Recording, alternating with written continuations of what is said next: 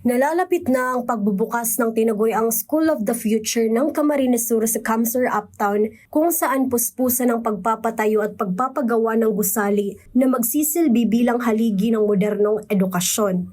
Ayon kay Camsur Governor Alri Villafuerte, magbubukas ito ng oportunidad para sa mga mag-aaral sa probinsya upang malinang ang kanilang talento at magkaroon ng sapat na impormasyon tungkol sa digital education.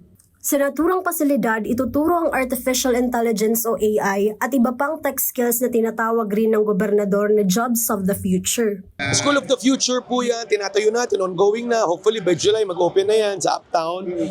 School of the Future, mga courses yan, AI, AutoCAD, Graphic Design, Programming, Coding, AI.